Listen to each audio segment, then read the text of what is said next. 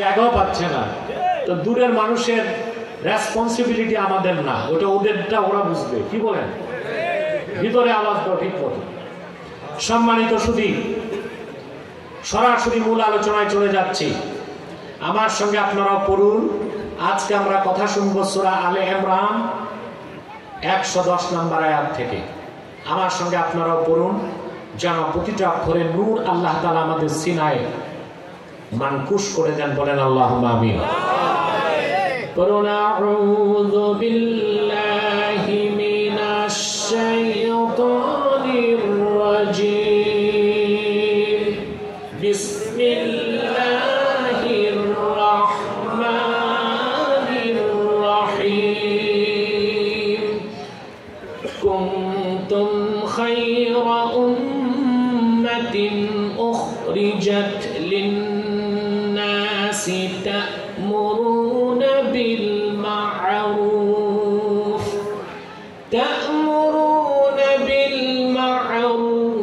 ওয়া তানহাউনা 'আনিল মুনকারি ওয়া তু'মিনুনা বিল্লাহ।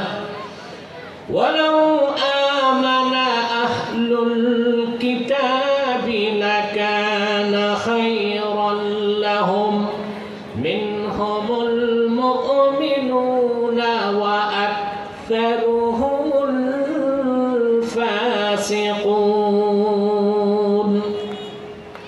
আল্লাহ তাআলা আজ থেকে ১৫০০ বছর আগে তার হাবিব মুহাম্মদ সাল্লাল্লাহু আলাইহি সাল্লামের উপর অবতীর্ণ কোরআনে উম্মতে মুহাম্মদীকে ডাক দিয়ে বলেন, কুনতুম খায়রা উম্মাহ, তোমরাই সর্বশ্রেষ্ঠ জাতি। এই ঘোষণা কার? উখরিজাত লিন-নাস, আই আখরাজাকুমুল্লাহু লিনাফইন নাস। গোটা বিশ্ব মানবতার কল্যাণে আল্লাহ তোমাদেরকে বের করেছেন। তোমাদের কর্মসূচি দুইটা। কয়টা? তা'মুরুনা বিল মা'রুফি ওয়া তানহাউনা 'আনিল মুনকার। সৎ কাজে তোমরা আদেশ করবে, অসৎ কাজে নিষেধ করবে, বাধা দিবে। ওয়া তু'মিনুনা বিল্লাহ, আর নিরঙ্কুশ ভাবে মহান আল্লাহর উপর পরিপূর্ণ ঈমান আনবে। এখানে আল্লাহ বললেন উৎকৃষ্ট জাতির কথা। কার কথা? কথা বলেন। ওই জাতির নাম সুবহানাল্লাহ। আমি কি কবরস্থানে আছি নাকি? এতগুলো মানুষ তোমাদের বলি নাই কেন মুখে? উৎকৃষ্ট জাতির নাম কি? উম্মতে মুহাম্মাদী, আমরা। ঠিক তারপর আল্লাহ নিকৃষ্ট জাতির কথা বলছেন। ওয়ালাউ আমানা আহলুল কিতাবি লাকানা খায়রান লাহুম। আহলি কিতাবগণ যদি ঈমান আনয়ন করত, এটা তাদের জন্য মহাকল্যাণ হতো। মিনহুমুল মুমিনুনা ওয়া আকসারুহুমুল ফাসিকুন। কিন্তু দুর্ভাগ্য, আহলে কিতাবদের খুব কম সংখ্যক ঈমান আনার সৌভাগ্য লাভ করেছে, বরং তাদের অধিক সংখ্যক আহলে কিতাব, তার মানে ইহুদি, খ্রিস্টান এবং বনি ইসরায়েলের যারা, তারা ফাসিকুন আই খারিজুনা আনিল হক, সত্য থেকে দূরে, সত্য থেকে বিচ্যুত। আল্লাহ উৎকৃষ্ট জাতির কথাও বললেন, আবার বনি ইসরায়েলের মধ্যে যারা আহলি কিতাব ও তাদের উত্তরসূরি বর্তমান ইহুদি খ্রিস্টান, এই নিকৃষ্ট জাতিদের কথাও বললেন। আমরা 3টি পর্বে কথাগুলো বোঝার চেষ্টা করব। সাউন্ডটা আরেকটু ছাড়বে, ধরে রাখছে, আরেকটু চিকন হবে। যা দাঁড়িয়ে আছেন আমি দেখতে পাচ্ছি না, আর বসার জায়গা আছে, তারপরও যদি স্বেচ্ছাসেবকরা পারেন প্যান্ডেলের বাইরে তাদেরকে একটু বসার ব্যবস্থা করে দিবেন। আর আপনারা হইচই করবেন না, খামোশ, মুখে কিছু বলবেন না, এশারায় কাজ করবেন। আমার দিকে তাকান। উম্মতে মুহাম্মাদী সর্বশ্রেষ্ঠ জাতি, ঘোষণাটা কার? পৃথিবীর প্রত্যেকটি জাতি গোষ্ঠী তার শ্রেষ্ঠত্বের দাবি করে। বাঙালি বলবে আমরা শ্রেষ্ঠ জাতি, পাকিস্তানি বলবে আমরা সেরা জাতি, হিন্দুস্তানি বলবে আমরা সেরা জাতি, ইউরোপিয়ানরা বলবে আমরা সেরা জাতি, আর চোরের মার বড় গলা ইংরেজরা বলবে আমরা সেরা জাতি। ওরা দাবি করে থাকে ইংরেজরা যে civilised nation in the world, পৃথিবীর সবচেয়ে সভ্য জাতি ইংরেজ, এটা ওরা দাবি করে।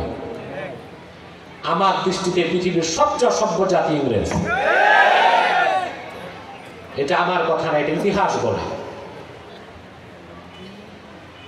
এই পৃথিবীতে 500 বছর আগের ব্রিটেনের ইতিহাস দেখুন। ইউরোপের সবচেয়ে দরিদ্র দেশ ছিল ব্রিটেন। শিক্ষা দীক্ষা কোনো কিছুতেই তারা এগিয়ে ছিল না। পরবর্তীতে তারা পৃথিবীতে ঔপনিবেশ স্থাপন করতে লাগলো।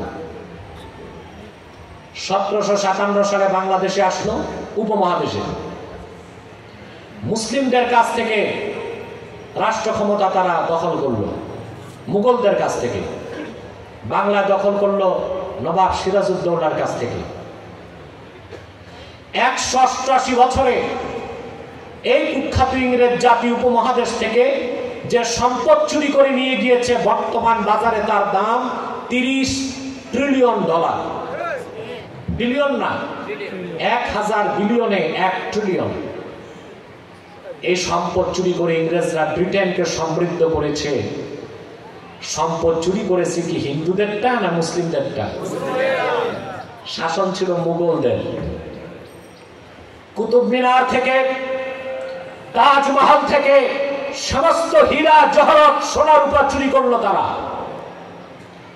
নবাব সলিমুল্লাহ সম্পদ চুরি করেছে, নবাব আব্দুল লতিফ খানের সম্পদ চুরি করেছে, সিরাজউদ্দৌলা সম্পদ চুরি করেছে, মুঘল সম্রাটদের সম্পদ চুরি করে ইংরেজরা ব্রিটেনকে সমৃদ্ধ করেছে। আমি বলি তারা পৃথিবীর সবচেয়ে most uncivilised nation in the world. এই দুনিয়ার সবচেয়ে সভ্য জাতি ইংরেজ জাতি, চোর জাতি, ঠিক না? প্রত্যেক জাতি শ্রেষ্ঠত্বের দাবি করে, কিন্তু মজার বিষয় ভাইয়েরা, উম্মতে মুহাম্মাদীর শ্রেষ্ঠত্বের কথা আল্লাহ পাক নিজে ঘোষণা করেছেন, কুনতুম খায়রা উম্মাতিন উখরিজাত লিন-নাস। হে উম্মতে মুহাম্মাদী, তোমরা এই পৃথিবীর শ্রেষ্ঠ জাতি, সর্বোত্তম জাতি। আল্লাহ রাব্বুল আলামিন তোমাদেরকে গোটা বিশ্ব মানবতার কল্যাণে বের করেছে।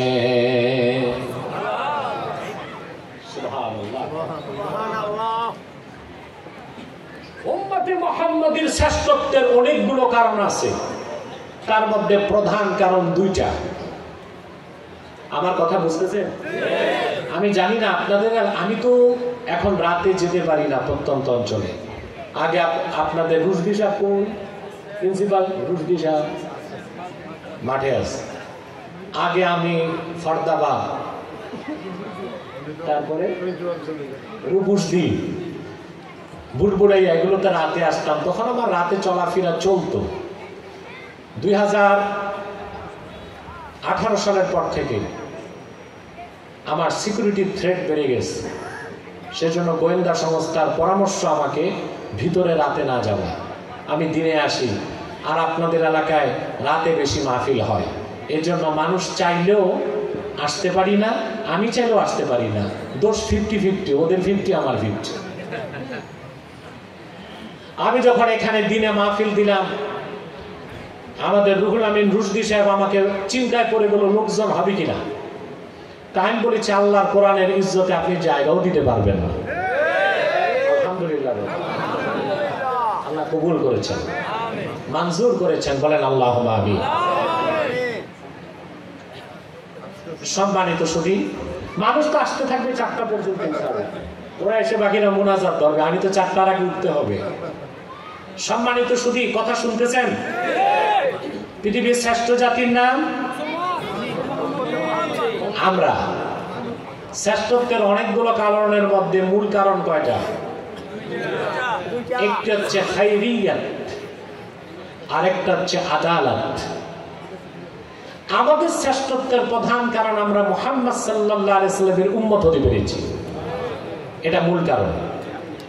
আর দ্বিতীয় কারণ আদালত। আল্লাহ তাআলা আমাদেরকে ন্যায়পরায়ণ জাতি হিসেবে সৃষ্টি করেছেন।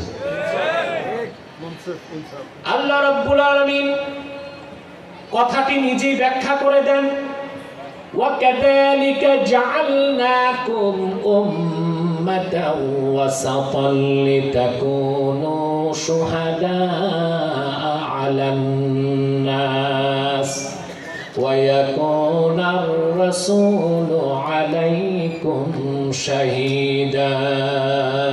আল্লাহু আকবার।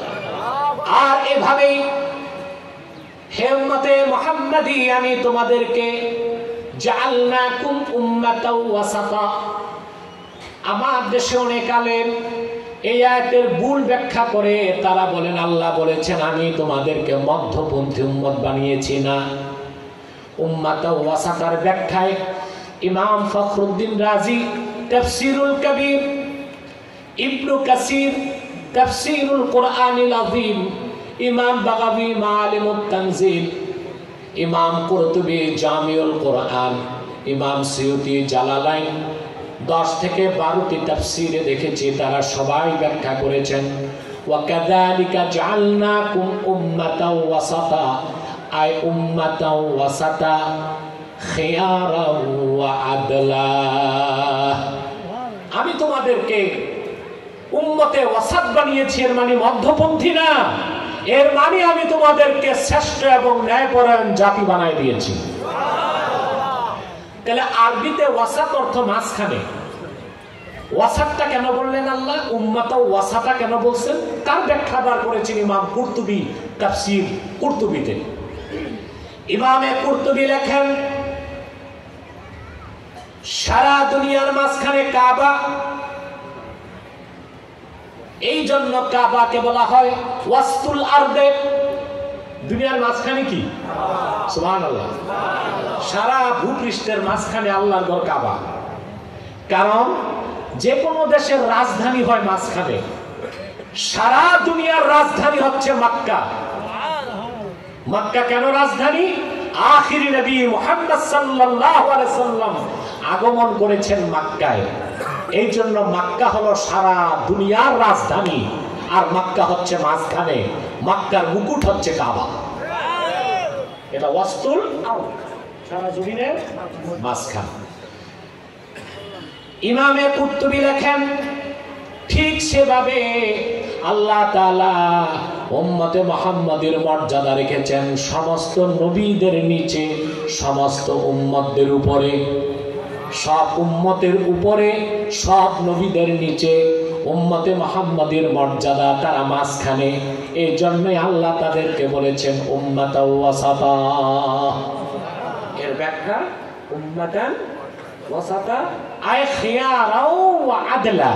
কোন কোন মুফাসসির লিখেছেন খিয়ারাও ওয়া উদুলা, অর্থাৎ উম্মতে মুহাম্মাদি তোমাদেরকে আমি সর্বশ্রেষ্ঠ এবং ন্যায়পরায়ণ জাতি হিসেবে নির্ধারণ করেছি।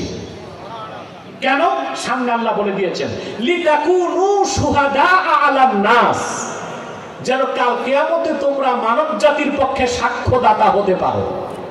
আমরা শ্রেষ্ঠ উম্মত, আমরা শ্রেষ্ঠ জাতি, আমরা ন্যায়পরায়ণ জাতি। সেজন্য আদম থেকে ঈসা পর্যন্ত 1 লক্ষের উপর নবীর পক্ষে আমরা সাক্ষ্য দিব। আপনারা ঘুমাচ্ছেন? আপনারা ঘুমাচ্ছেন? কে কে ঘুমান? হাত উঠান তো। একজন পাওয়া গেছে। আর আমি এটাই দেখতে চাইছি কে বুঝে আর কে বুঝে না। কথা বোঝা যাচ্ছে স্পষ্ট? সম্মানিত সুধী, কত সম্মান। উম্মতে মুহাম্মাদি 1 লক্ষের উপর নবীর পক্ষে সাক্ষ্য দিবে। সুবহানাল্লাহ। হাদিসের ব্যাখ্যা এসেছে, বুখারী শরীফে এসেছে, আবু সাঈদ খুদরি রাদিয়াল্লাহু তাআলা আনহু বর্ণনা করেন ইউদআ নূহ আলাইহিস সালাম ইয়াউমাল কিয়ামাহ কিয়ামতের দিন আল্লাহর দরবারে হাসর ময়দানে সবার আগে আল্লাহ নূহ নবীকে ডাকবেন। আল্লাহর আদালতে আল্লাহ ডেকে বলবেন নূহ আলাইহিস সালাম বলবেন লাব্বাইকা ওয়া সাদাইকা ইয়া রব, মালিক আমি নূহ হাজির হয়ে গেছি। আল্লাহ ডেকে বলবেন হাল বাল্লাগতা, আমার পক্ষ থেকে তুমি কি দ্বীনের দাওয়াত তোমার কওমের নিকট পৌঁছিয়েছো নাকি? তিনি বলবেন আল্লাহ যথাযথ আমানতের সাথে তোমার দাওয়াত আমি জাতির কাছে পৌঁছায় দিছি। সুবহানাল্লাহ। আর একটু আস্তে বলো সুবহানাল্লাহ। তোমরা বাঙালি উল্টা চলো, জোরে বললে আস্তে, আস্তে বললে এটা হচ্ছে জোয়ার ভাটার একটা খাসলত।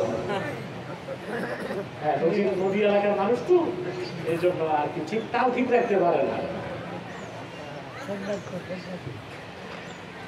নূহ আলাইহিস সালাম বলবে আল্লাহ যথাযথ দায়িত্ব পৌঁছেছি।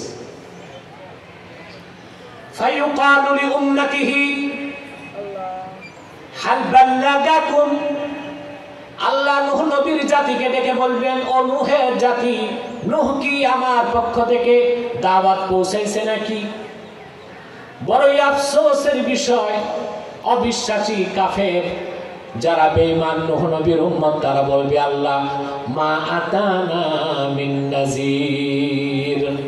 তোমার এই আমাকে স্টেজে কোনো ডিস্টার্ব করা যাবে না, বসেন তো চুপচাপ। আল্লাহ তোমার পক্ষ থেকে কোন সতর্ককারী সাবধানকারী কোন নবী আমাদের কাছে আসে নাই। বড় গলায় বলেন নাউজুবিল্লাহ। আদালতে নূহ আলাইহিস সালাম বাদী, উম্মত বিবাদী। উম্মত আহকামুল হাকিমিন বিচার করতেছেন। সুবহানাল্লাহ। নূহ আলাইহিস সালামকে আল্লাহ ডেকে বলবেন নূহ রে তোমার পক্ষে সাক্ষ্য কে দিবে আজকে? নূহ আলাইহিস সালাম বলবেন রব্বুল আলামিন আজ আমার পক্ষে সাক্ষ্য দিবেন আখিরি নবী মুহাম্মদ সাল্লাল্লাহু আলাইহি সাল্লাম এবং ওনার পেয়ারা উম্মত। আল্লাহ বলবেন কোথায় আমার হাবিবের উম্মত উম্মতে মুহাম্মাদি? সব দাঁড়ায় যাবে আর বলবে আল্লাহ যথাযথ আমানতদারির সাথে নূহ নবী তার দায়িত্ব পালন করেছে।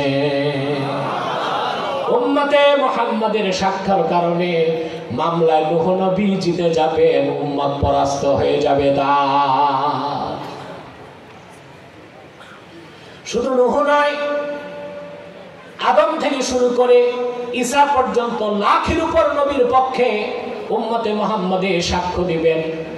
একই রওয়ায়াত করেছেন আব্দুল্লাহ ইবনুল মুবারক, রওয়ায়াতটা মুতাওয়ালা দীর্ঘ রওয়ায়াত। আব্দুল্লাহ ইবনুল মুবারক তিনি রওয়ায়াত করেন হাসর ময়দানে আল্লাহর আদালতে কোনো অবিচার হবে না। পূর্বের নবীদের উম্মতরা আল্লাহর কাছে দাঁড়ায় একটা যুক্তি তুলে ধরবে, আল্লাহর কাছে আর্গুমেন্টের ব্যবস্থা থাকবে, সুযোগ থাকবে।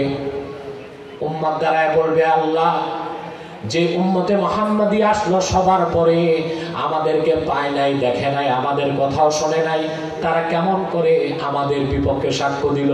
সাক্ষ্য গ্রহণ করা যাবে না। কথা খেয়াল করতেছেন? আল্লাহ সর্বময় ক্ষমতার মালিক, কিন্তু হাসরের বিচারে থাকবে 100% ট্রান্সপারেন্সি। 100% ট্রান্সপারেন্সি, স্বচ্ছতা হবে 100%। বিচার শিখতে হবে আল্লাহর কোরআন থেকে। কোরআন সুন্নাহর বাইরে কোনো জাস্টিস নাই, সুবিচার নাই, অবিচার আর অত্যাচার ছাড়া কিছু থাকতে পারে না।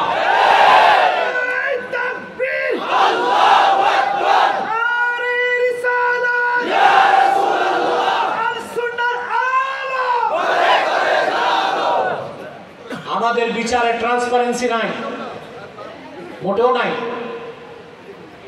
মন মতো যার জামিন দিতে হবে তার ফাইলটা বিচারকের কাছে যায়, যেটারে জামিন দেওয়া হবে না ওইটার ফাইল যে কোথায় যায় দূরবীন দিয়েও খুঁজে পাওয়া যায়। বছরের পর বছর জেলখানায় পচতে থাকো, ঠিক? এটা কি জাস্টিস না ইনজাস্টিস? বিচার না অবিচার?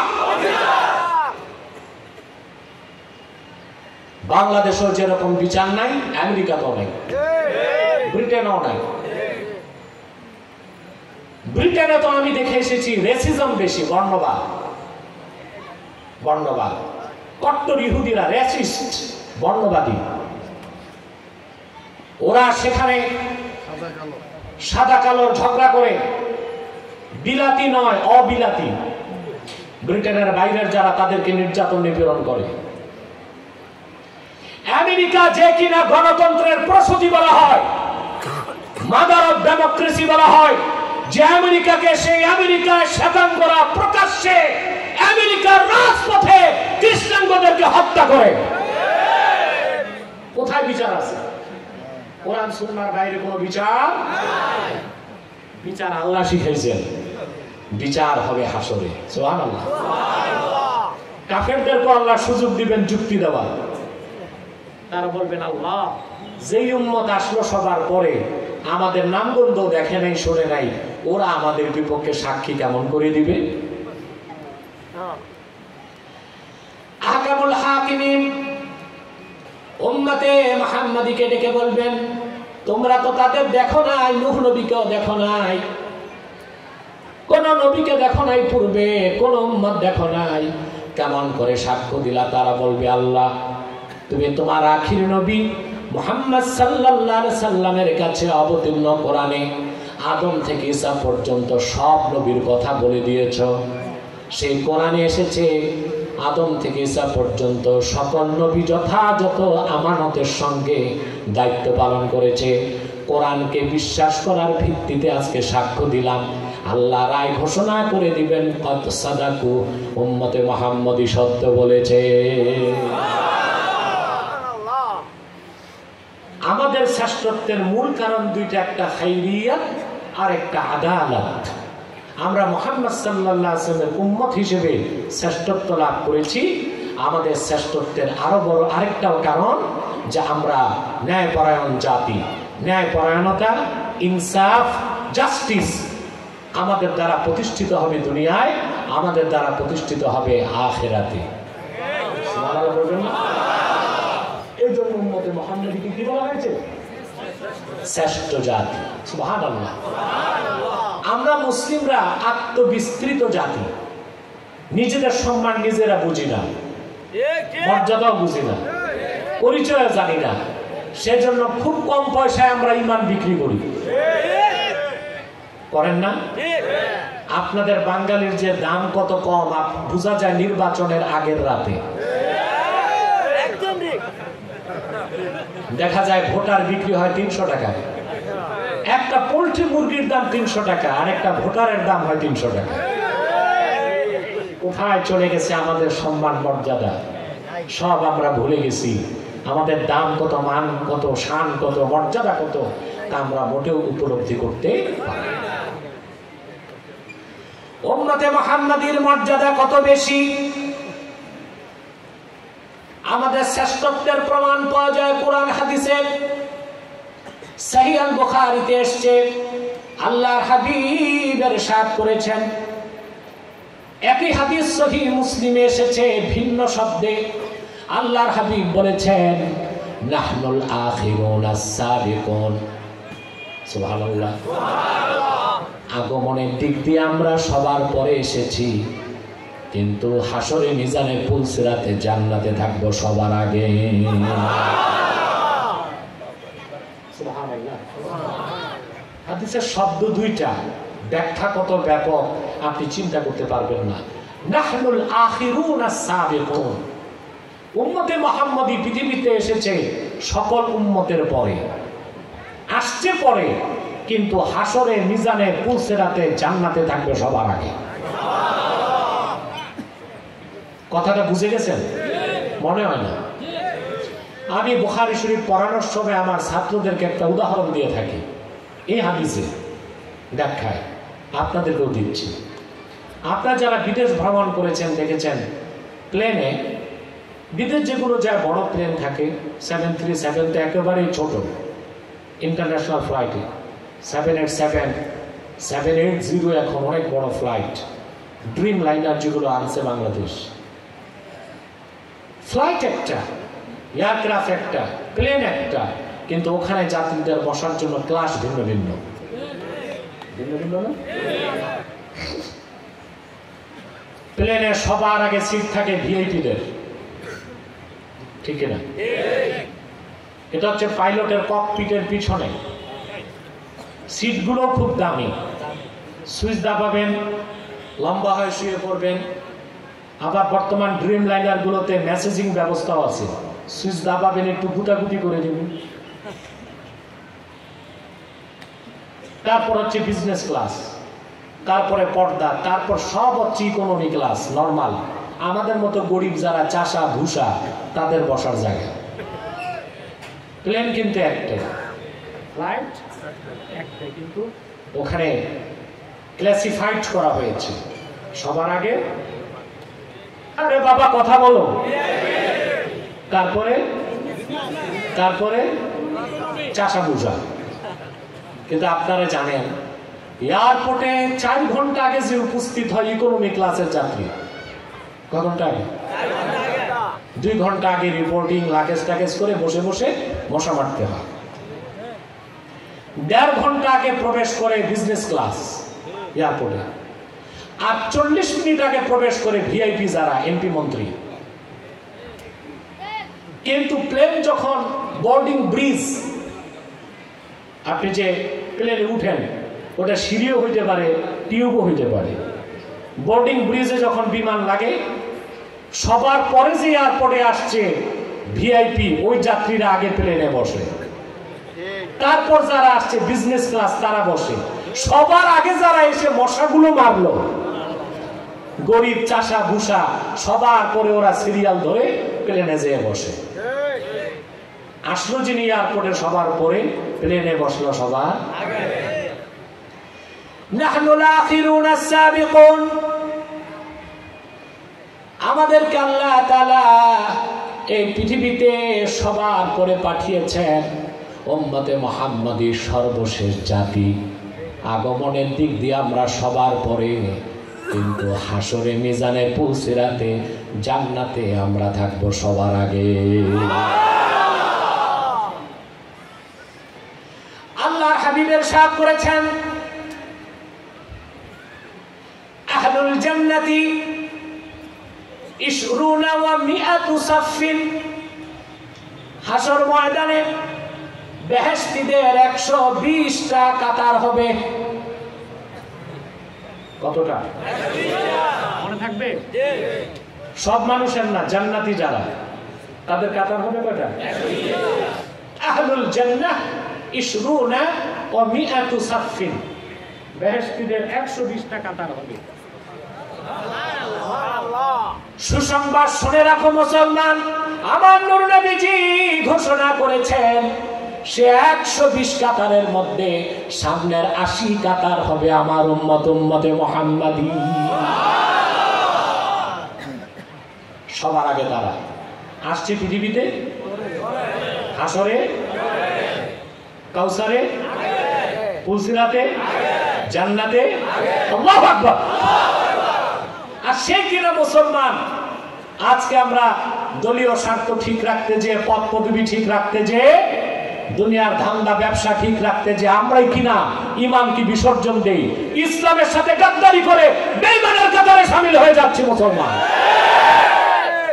ঠিক কিনা? কারণ আমরা আমাদের মর্যাদা, আমাদের শান, আমাদের মান, আমাদের এজেন্ডা, আমাদের কর্মসূচি আমরা বুঝতে পারিনি, ঠিক কিনা? আমার ভাইরা, হাসর ময়দানে 80 কাতার হবে উম্মতে মুহাম্মাদী। দুনিয়াতে আল্লাহ উম্মতে মুহাম্মাদীকে শ্রেষ্ঠ সম্মান মর্যাদা দিয়েছেন, সর্বশ্রেষ্ঠ জাতি মুহাম্মদ সাল্লাল্লাহু আলাইহি সাল্লামের উম্মত। হাসর ময়দানেও এই উম্মত হবে সর্বশ্রেষ্ঠ জাতি। ইমামে আলুসি রুহুল মাআনিতে লেখেন, ইউদাউ লিল মুমিনিনা ইয়াওমাইদিন কারাসি মিন যাহাবিন ওয়া ইউযাল্লালু আলাইহিমুল গামাম। প্রত্যেক উম্মতে মুহাম্মাদী মুমিনের জন্য হাশর ময়দানে আল্লাহ তাআলা একটি স্বর্ণের চেয়ার বসায় দিবেন, আর উম্মতে মুহাম্মাদীর আশিকাতার মুমিন যারা থাকবে তাদের মাথার উপর আল্লাহর রহমতের মেঘমালা ছায়া দিবে। আল্লাহর হাবিবের প্রত্যেক ইমানদার উম্মত হাসরে বসবে স্বর্ণের চেয়ারে। আর উম্মতে মুহাম্মাদের মধ্যে যারা আলেমে তাকি, নেককার পরহেজগার আলেম, তাদের জন্য আল্লাহ রাখবেন নূরের মিম্বর, যেখানে তারা দাঁড়াবে আল্লাহর সাথে কথা বলবে। আলেমে তাকি, আবার বলছি সব আলেম না, আলেমে তাকি। কিছু আছে আলেমে সাকি, দুষ্ট আলেম, দালাল আলেম, বাতিল আলেম, আলেম নামের জলে আচ্ছা এই কথা বললেন না, আমার ডিস্টার্ব হয়, একটু সময় দেন। মুরব্বিদেরকে বসতে চেয়ার দেন কিংবা ওনাদেরকে বসতে দিন, কষ্ট করে দাঁড়িয়ে আছে। দালাল আলেম নাই, সব যুগে ছিল। এই দালাল আলেমদেরকে, এই ধরনের দুষ্ট আলেমদেরকে বলা হয়েছে উলামায়ে সু। উলামায়ে, এটার আমি আবার সহজ তরজমা করি উলামায়ে হালুয়া রুটি। ওনাদের কোনো দল নাই, সরকার নাই, যেই দল ক্ষমতায় ওনারা ওই দলের দালালি করে। ওনারা কোনো দলের আলেম, সরকারের যে দল যাক ওই দলের পক্ষে ফতুয়াবাজি করা, দালালি করা, প্রশংসা করা, গুণগান গাওয়া, গুণকীর্তন করা, তৈলবাজি করা ওনাদের কাজ। বিনিময়ে কি পায়? একটু পদ পদবি, ইসলাম ফাউন্ডেশন একটু পদ পাইল, বুঝলেন না, একটু পদ পদবি নিল, বাস এই হচ্ছে ওনাদের অ্যাচিভমেন্ট, অর্জন। কিন্তু আখেরাত, আমি দেখেছি দালাল আলেমরা, দুনিয়াদার আলেমরা চরম নিন্দিত, আর হক্কানি আলেমরা চরম নন্দিত। ঠিক না? একটা নন্দিত, আরেকটা নিন্দিত। এটা সব যুগে ছিল। রাসূলুল্লাহ উম্মতের মধ্যে উলামাউল আতকিয়া, পরহেজগার আলেম যেমন ছিল, এই উম্মতের মধ্যে উলামায়ে সু, বদকার আলেমের সংখ্যাও কম ছিল না। আগেও ছিল, এখনো আছে। যে ব্যক্তি আলেমে তাকি, হক্কানি আলেম, তার প্রধান বৈশিষ্ট্য হচ্ছে তিনি বিপ্লবী হবে, সংগ্রামী হবে। তিনি মাথা বিক্রি করতে পারবে না, মাথা দিতে পারবে। যে ইতিহাস আমরা দেখতে পাই, ইমামে আযম আবু হানিফার ইতিহাস, 27 দিন কারাগারে বন্দী থাকলেন, শরবতের সাথে বিষ প্রয়োগ করে তাকে হত্যা করা হয়েছে। ইমামে আহমদ বিন হাম্বল খালকে কোরআনের মাসালায় মুতাজিলা বাদশার সামনে দাঁড়িয়ে বলেছেন, বাদশা তুমি বেঈমান, আল কুরআনু কালামুল্লাহি গায়রু মাখলুক, কোরআন আল্লাহর কালাম, এটা মাখলুক না, গায়র মাখলুক। আহমদ বিন হাম্বলকে চাবুক মারা হলো, তার জুব্বা খুলে উলঙ্গ করে চাবুক মারা হলো। এক একটি চাবুকে আহমদ বিন হাম্বলের পিঠের বস্ত্র ছুটে এসেছে।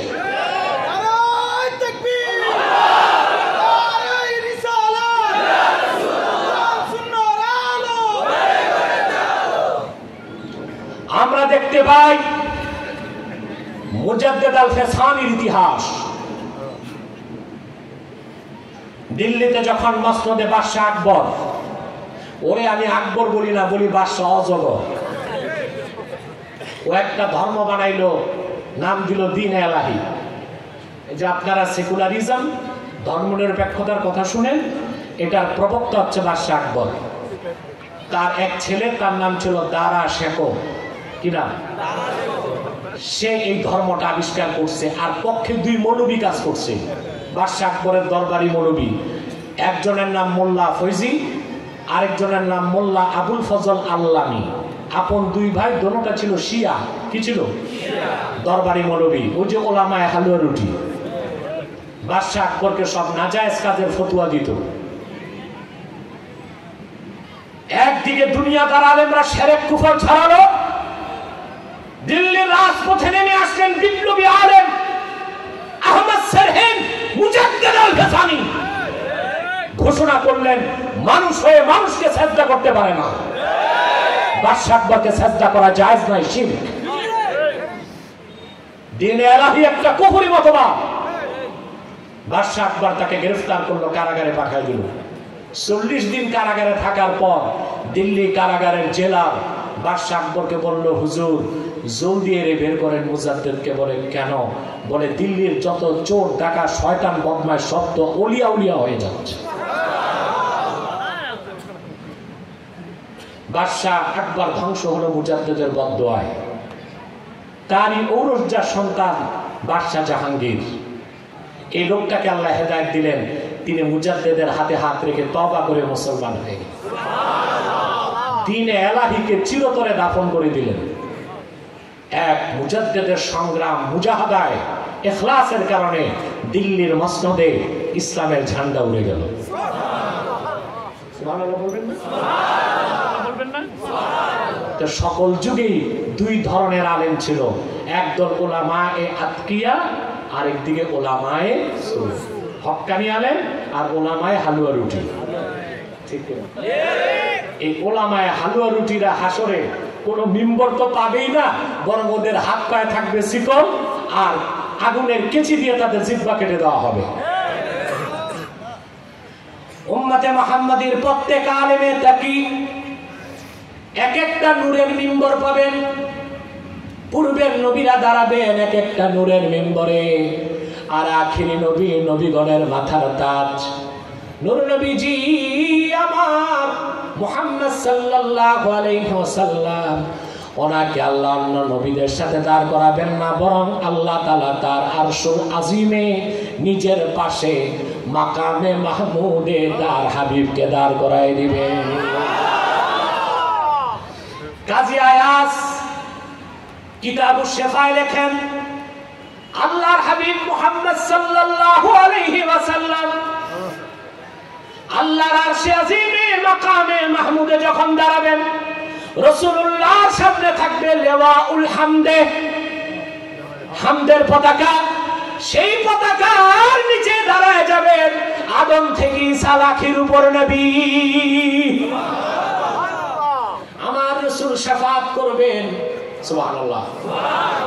রাসূলুল্লাহ শাফাত পেয়ে উম্মতে মুহাম্মাদের মানুষগুলো জান্নাতে যেতে থাকবে।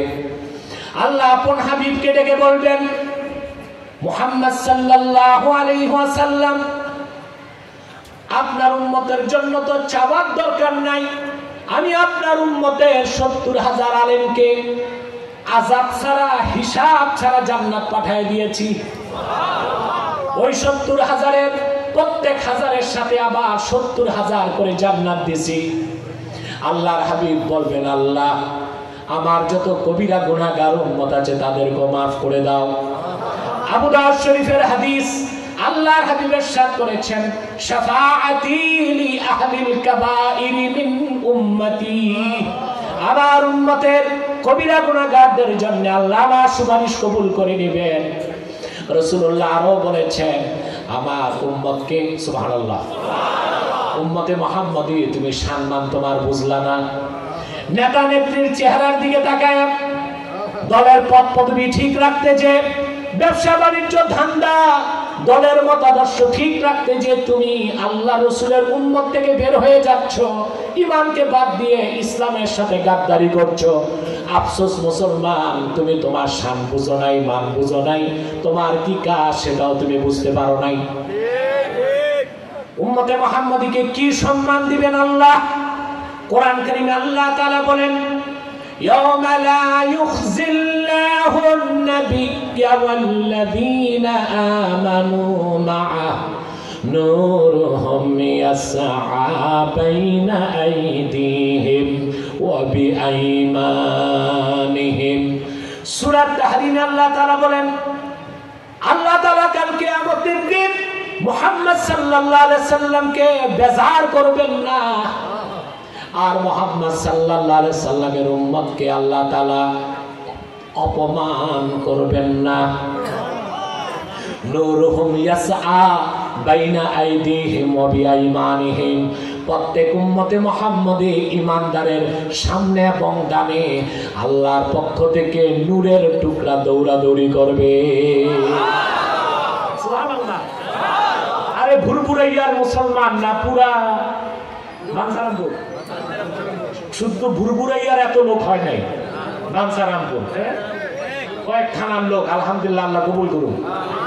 কষ্ট হচ্ছে? এই তো আর 10 মিনিট আছে ইনশাআল্লাহ। আমি আর রাখো মিয়া সাহেব, আমি বসছি 55 মিনিট হয়ে গেছে, টানা ওয়াজ চলতেছে, টানা ওয়াজ, এখানে কোনো আওয়াজ নাই। কথা বলেন।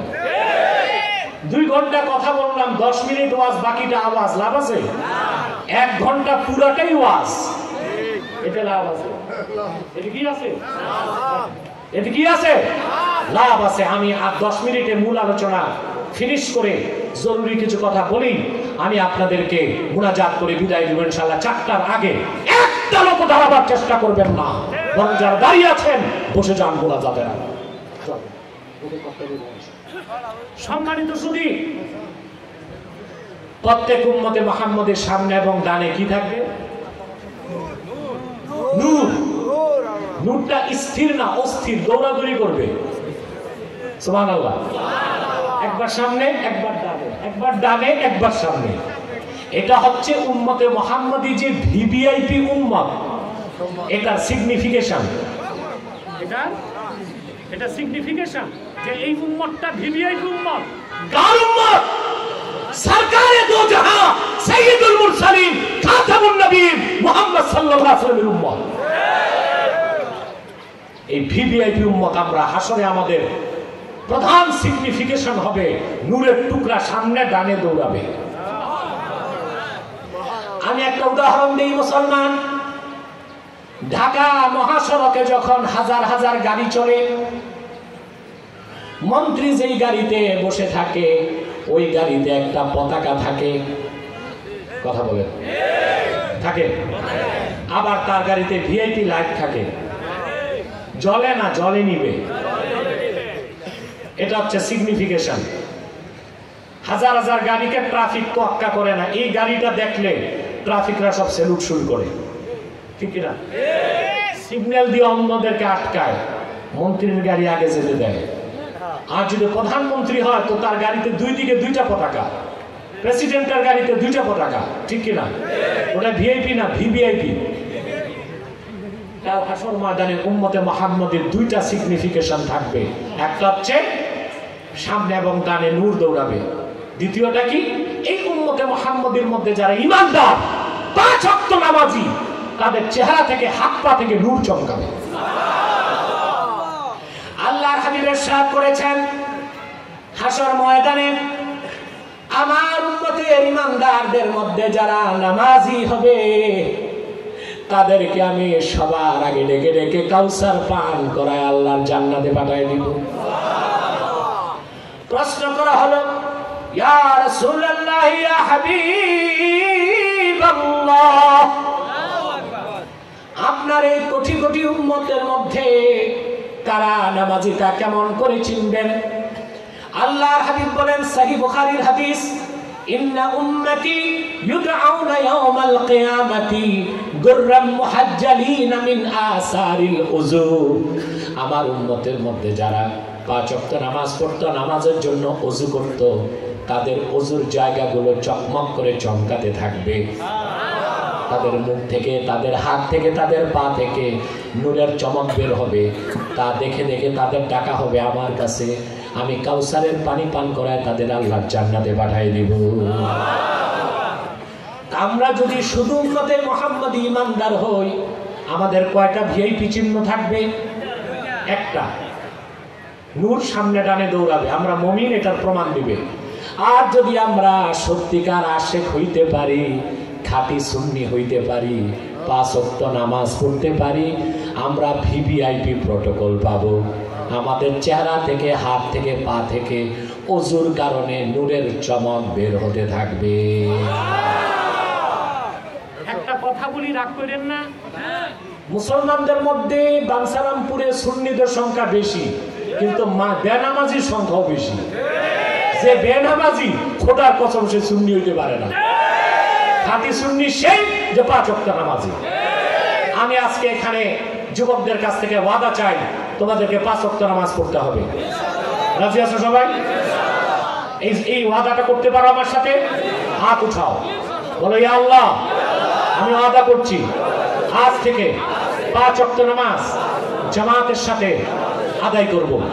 যদি কোনো কারণে নামাজ ছুটে যায় তাৎক্ষণিক তওবা করে কাজা হিসেবে আদায় করব। হাত নামান, আল্লাহ কবুল করুন, মঞ্জুর করুন, আল্লাহ। তাহলে আমরা শ্রেষ্ঠ জাতি, কুনতুম খায়রা উম্মাহ, তোমরা শ্রেষ্ঠ জাতি। আমাদের কাজ কয়টা? তা'মুরুনা বিল মারুফ ওয়া তানহাউনা আনিল মুনকার, সৎ কাজে আদেশ করব, অসৎ কাজে বাধা দিব। এখন সৎ কাজ কোনটা, অসৎ কাজ কোনটা তা কি আমরা বুঝি? জি না, আমরা বুঝি না। বসো তো, একটু বসো, সবাই বসলে আমি বুঝি। আপনারা যে সৎ কাজ কি অসৎ কাজ কি তা তো বুঝেন না ভাই। বলবো, একটা উদাহরণ দিব। আমাদের দেশের নিয়ম হচ্ছে, যদি কোন ছেলের বয়স 18 বছর না হয়, মেয়ের বয়স যদি 21 বছর না হয়, এই বিয়েটা হচ্ছে চরম অন্যায় কাজ। বুঝলেন? মেয়ের 18 নাকি, আর ছেলের 21। এই বয়স যদি না হয়, আপনি যদি 10,000 লোক দাওয়াত দিয়ে বিয়ে করান, তারপরে এটার নাম বাল্য বিবাহ। এর চেয়ে হারাম কাজ বাংলাদেশের আইনে আর একটাও। অথচ ইসলাম বলেছে নিকাহ হচ্ছে সুন্নাত। শর্ত হচ্ছে মেয়ের বয়স যাই থাক, মেয়ে যদি খুশি মনে রাজি হয় তাহলে বিয়ে যায়। জোর করে তাকে বিয়েতে রাজি করানো না যায়। মেয়ে যদি খুশি মনে রাজি হয়, তখন বাল্য বিবাহের অজুহাতে ওই নেক কাজ, সৎ কাজ, অসৎ কাজ হইতে পারে না। পক্ষান্তরে প্রচলিত আইনে ছেলের বয়স যাই হোক, টিন এজ বুঝেন, 15 বছরের নিচে, ছেলের বয়স যাই হোক, মেয়ের বয়স যাই হোক, ওরা যদি একটু পার্কে, রেস্তোরাঁয়, নদীর পাড়ে, জঙ্গলে ফ্রি মিক্সিং লিভ টুগেদার একটু ফষ্টি নষ্টি করে, তাদের সমস্যা কি? বাচ্চা মানুষ যদি করতে পারে। তাহলে জেনার মতো অসৎ কাজকে আমরা সৎ মনে করতেছি, বিয়ের মতো সৎ কাজকে আমরা অসৎ মনে করতেছি।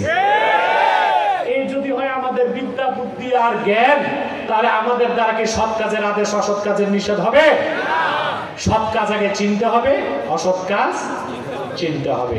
সেজন্য অবশ্যই দ্বীনি শিক্ষা বাধ্যতামূলক করতে হবে। হবে কিনা? যে কোনো রাষ্ট্রে এডুকেশন, শিক্ষাকে বলা হয় মেরুদণ্ড, বলা হয় না? বলা হয় education is the backbone of a nation. একটি জাতির মেরুদণ্ডের নাম কি? আমি জানি না কোন বুদ্ধিজীবী এই বাণীটা আবিষ্কার করছে, আমার এটা মন চায় না বলতে। আমি বলি শিক্ষা হচ্ছে একটি জাতির মূল শক্তি। কথা বলে, শিক্ষা একটি জাতির শক্তি, এটা মেরুদণ্ড বলবো না, আমি বলবো শক্তি। একটি রাষ্ট্রে শিক্ষাকে প্রতিষ্ঠিত করার জন্য 3টি রেসপন্সিবিলিটি লাগে। Teachers responsibility, parents responsibility, governments responsibility. কয়টা? সরকারের রেসপন্সিবিলিটি, অভিভাবকের রেসপন্সিবিলিটি এবং টিচারদের। এটা আমাদের বাংলাদেশে নাই। এই জন্য বাংলাদেশে দ্বন্দ্ব বেশি। যারা মাদ্রাসায় পড়ে তারা একপন্থী, যারা স্কুল কলেজে পড়ে তারা আরেকপন্থী। যদি আমাদের শিক্ষা একমুখী হতো, অর্থাৎ প্রাইমারি থেকে বিশ্ববিদ্যালয় পর্যন্ত আমরা যদি physics, chemist, zoology, geography, botany, cosmology, theology, চিকিৎসা বিজ্ঞান, মেডিকেল সায়েন্স, আকাশ বিজ্ঞান, পদার্থ বিজ্ঞান, রসায়ন, ইতিহাস, ভূগোল সব পড়াইতাম, সাথে যদি আমরা প্রাইমারি থেকে বিশ্ববিদ্যালয় পর্যন্ত কোরআন হাদিসের শিক্ষাকে বাধ্যতামূলক করে দিতাম, দেশ ও জাতির চেহারা বদলে যেত। তখন আর দ্বন্দ্ব হতো না আমার মধ্যে তার মধ্যে, ঠিক কিনা? মদের দোকান বন্ধের জন্য আমরা মুসলমান মিছিল করতে যাই, মদের দোকান পাহারা দিতে প্রশাসন বন্দুক নিয়ে দাঁড়ায়। কেন? এটা শিক্ষার ত্রুটি। এভাবেই গড়ে উঠেছে আমাদের সমাজ। আমরা জানি মদ পান করা কঠিন হারাম, অসৎ কাজ, আর প্রশাসন মনে করতেছে মদওয়ালা সরকারকে ট্যাক্স দিয়া মদ কিনে আনছে বিদেশ থেকে, প্রতি গ্লাসে আবার ভ্যাট দিচ্ছে, অতএব তারে রক্ষার দায়িত্ব প্রশাসনের। দ্বন্দ্ব হলো কিনা? কথা বলে না। আপনারা 10,000 মুসল্লি 40 জন ইমাম সাহেব নিয়ে মিছিল করে গেছেন, মদের দোকান চলবে না, মদের দোকান থাকবে না। যা দেখেন 10 জন রেডি। আপনি বাড়াবাড়ি করবেন, আপনাকে প্রথমে রাবার বুলেট, আরেকটু বাড়বেন টিয়ার সেল, আরেকটু বাড়বেন আসল বুলেট। বড়ই আফসোস যে মদের দোকান বন্ধে আপনি মিছিল করে আসলেন, আপনার রক্ত পানি করা ঘামের পয়সায় সেই বুলেট আপনার সিনাকে ঝাঁঝরা করে দিচ্ছে। তার কারণ একটাই, আপনারা বহুমুখী শিক্ষা আবিষ্কার করছেন বাংলাদেশে, কারিগরি শিক্ষা, জেনারেল শিক্ষা, আর না পারতে করছেন মাদ্রাসা শিক্ষা। এই জন্য যারা কোরআন হাদিস পড়ে তারা সৎকে সৎ জানে, অসৎকে অসৎ জানে। আর আপনারা যারা ইংরেজদের শিক্ষায় শিক্ষিত হয়েছেন, কোরআন হাদিসের আলো থেকে দূরে, তারা কোনটা সৎ তাও বুঝেন না, কোনটা অসৎ তাও বুঝেন না। এর জন্য দুনিয়াতে আমরা খেসারত দিচ্ছি। আর দুনিয়ার খেসারত তো সাময়িক, আখিরাতে তো আর খেসারত দেওয়া যায় না। কথা বলেন। অবশ্যই আমাদের সন্তানগুলোকে আদর্শ সন্তান হিসেবে গড়ে তুলতে মাদ্রাসা শিক্ষার কোনো বিকল্প না। ভুরভুরিয়ার জন্য সৌভাগ্য, এখানে হাজার আলী মহিলা দাখিল মাদ্রাসা প্রতিষ্ঠিত হয়েছে। আমার দৃষ্টিতে প্রত্যেক ঘরে ঘরে একজন নারী থাকা দরকার, যে হবে আলেমা, হাফেজা, ইসলামী শিক্ষায় শিক্ষিত আদর্শ মা। একটি পরিবারে একটি আদর্শ মা একটি পরিবারকে সোনার পরিবারে পরিণত করে দিতে পারে। আর অসংখ্য পরিবার মিলে একটা সমাজ, আর সমাজের বৃহৎ রূপ হচ্ছে একটা রাষ্ট্র। ঘরে ঘরে ঘরে ঘরে ইসলামী শিক্ষায় শিক্ষিতা এক একটা আদর্শ মা তৈরি করেন, প্রতিটি ঘর আলোকিত হয়ে যাবে, প্রতিটি ঘরে আদর্শ সন্তান জন্ম নিবে। যদি এইভাবে এক একটা পরিবারকে এক একটা দুর্গ বানাতে পারেন, আগামীর বাংলাদেশ হবে ইসলামের বাংলাদেশ, আগামীর বাংলাদেশ হবে কোরআনের বাংলাদেশ, আগামীর বাংলাদেশ হবে ইসলামপন্থীদের বাংলাদেশ।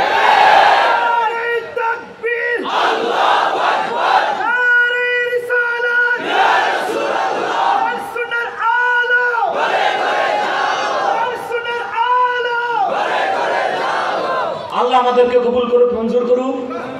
আপনার অন্তত ঘর থেকে একজন বোনকে মাদ্রাসায় ভর্তি করবেন, পারবেন না? ঠিকটা ঠিক মতো বললেন না। প্রত্যেক পরিবার থেকে এক একজন বোনকে মাদ্রাসায় দিয়ে দিবেন। একটা মেয়ে, বাগিনী হোক, ভাতিজি হোক, মেয়ে হোক, বোন হোক, পারবেন ইনশাল্লাহ? ইনশাল্লাহ আপনাদের সমাজ একটি আদর্শ সমাজ হয়ে যাবে। আল্লাহ যেন কবুল করেন, মঞ্জুর করেন, বলুন আল্লাহুম্মা আমিন। আমি অনেক কথা, হ্যাঁ, আবার রুমাল, এত টাকা সব নিয়ে আবার রুমাল চাই, টাকা উঠাও নাই কেন? টাকা উঠানোর দরকার কি? সব শিল্পপতি নিয়ে বসে আছো। অবশ্যই অবশ্যই মোনাজাতের সময়। সম্মানিত সুধী, তোমাদেরকে আমি দাঁড়াতে বলি নাই, বসাও। স্বেচ্ছাসেবকরা যাচ্ছে, কিছু কিছু দিবেন আপনারা রুমালে, বুঝলেন? এইটাও মনে রাখবেন, কমিটির পেট 50 লাখ দিলেও ভরবে না। আর আমার বিশ্বাস যারা মাদ্রাসার পৃষ্ঠপোষকতায় ওরা অত্যন্ত সক্ষম। 1 কোটি টাকার জায়গা যারা দিতে পারে, মাদ্রাসার যা অভাব আছে ওরা দেখতে পারে ইনশাআল্লাহ। কোথায় আমাদের ওই তো সমীর হোসেন, কোথায়? এই তো মাশাআল্লাহ বসেন, যিনি এই জায়গাটা দিতে যান না? আচ্ছা আচ্ছা, আলহামদুলিল্লাহ। আমি প্রাণ খুলে তাদের জন্য দোয়া করি। আমি দিচ্ছি। সম্মানিত সুধী, বিদায় লগ্নে আপনাদের কাছে আমার করজোর অনুরোধ, আপনারা এখানে বিভিন্ন দল ও মতের মানুষ আছেন না? আর মিয়া ঠিকটা ঠিক মতো বল। কেউ আওয়ামী লীগ, কেউ বিএনপি, কেউ জাতীয় পার্টি, কেউ জামাত, কেউ আলিয়া, কেউ কওমি, কেউ সাদা টুপি, কেউ কালো টুপি, কেউ লম্বা টুপি, কেউ গোল টুপি, আছেন না? মাসলাকগত দ্বন্দ্ব থাকুক, এটা মিটানো যাবে না। মুরব্বীরা পারে না, আমরা কি পারবো? যার মাসলাক তার কাছে থাক। মাদ্রাসা যারটা কমই থাক, আলিয়া আলিয়ায় থাক, টুপি যার সাদা থাকুক, কালো থাকলে থাকুক, লম্বা পড়ুক, গোল পড়ুক, সমস্যা নাই। 3টা ইস্যুতে আমরা এক হয়ে যাব। কয়টা? ইসলামের সুমহান স্বার্থ রক্ষায় আমরা এক হয়ে যাব। বাংলাদেশে মুসলমানদের সমস্ত মৌলিক দাবি আদায় আমরা এক হয়ে যাব। আর বাংলাদেশের স্বাধীনতা, সার্বভৌমত্ব রক্ষায় আমরা এক হয়ে যাব। রাজি আছেন? এই 3টি দাবি আদায়ের জন্য আমরা ঐক্যবদ্ধ হয়ে কাজ করব। যদি ঐক্যবদ্ধ হইতে না পারেন, নিজেরা মারামারি কাটাকাটি করেন, দেশ কিন্তু আপনাদের আর থাকবে না। যখন দেশ থাকবে না, আমাদের মাথাও থাকবে না। মাথায় যদি না থাকে, টুপি লাগাবো কই? মাথা থাকতে হবে না? এই মাথা থাকতে হবে না? সম্মানিত সুধী, তাহলে আমরা 3টি ইস্যুতে ঐক্যবদ্ধ হয়ে যাব। পারবো ইনশাআল্লাহ? আমাদের এই 3টি স্বার্থের বিরুদ্ধে কাজ করছে বাংলাদেশে 3টি অমুসলিম সম্প্রদায়। তার মধ্যে সবচেয়ে জঘন্য হচ্ছে কুখ্যাত কাদিয়ানী সম্প্রদায়। নিঃসন্দেহে তারা কাফের এবং অমুসলিম। তাদেরকে যারা কাফের বলবে না, তারাও কাফের। কারণ তারা আল্লাহর আখিরি নবী মুহাম্মদ সাল্লাল্লাহু আলাইহি সাল্লামকে আল্লাহর শেষ নবী হিসেবে বিশ্বাস করে না। চিল্লায় বলেন নাউজুবিল্লাহ। সেজন্য তারা কি? তাদেরকে যারা কাফের বলবে না, তারা কি? কিন্তু মানুষকে তারা ধোঁকা দিতে মুসলমানদের মতো দাড়ি রাখে, টুপি লাগায়, মুসলমানদের মতো নাম রাখে। তাই বলি কি তারা মুসলমান হবে? দাড়ি রাখলেই কেউ যদি মুসলমান হতে পারত, তাহলে রবীন্দ্রনাথ ঠাকুরের চেয়ে বড় মুসলমান কে হইত? টুপি লাগালে মুসলমান হওয়া যায়? ভারতের পার্লামেন্টে যারা কংগ্রেসের এমপি, তারা কিন্তু টুপি লাগায়। ওরা কি মুসলিম হয়ে গেছে? নাম রাখলে মুসলমান হওয়া যায়? এক শয়তান বোতলে পেশাব করে উপরে নাম দিছে শরবত। ওটা কি শরবত হবে? ভিতরে কি? তদ্রুপ কাদিয়ানীরা কাফের। আব্দুল্লাহ ওয়াল, আব্দুল সামাদ, মোবাশ্বের আলী, কবির চৌধুরী, শাহরিয়ার কবিরা, নিঝুম ঝুমদা, এসব নাম রাখার দ্বারা তারা মুসলমান হতে পারে না। ভাইরা আমার, বন্ধুরা আমার, আমার আল্লাহ ও নূর নবীজি আমার মুহাম্মদ সাল্লাল্লাহু আলাইহি সাল্লামের ইসলাম ও কোরআনের হাজার হাজার হাজার বছর পরে বর্তমান ভারতের কুখ্যাত, পাঞ্জাবের কুখ্যাত, গুরুদাসপুরের কুখ্যাত কাদিয়ানে ইংরেজ আমলে এক শয়তান নিজকে নবী দাবি করছে। চিল্লায়া বলেন নাউজুবিল্লাহ। ওই শয়তানটার নাম রেখেছিল তার বাপ মির্জা গোলাম আহমদ কাদিয়ানী।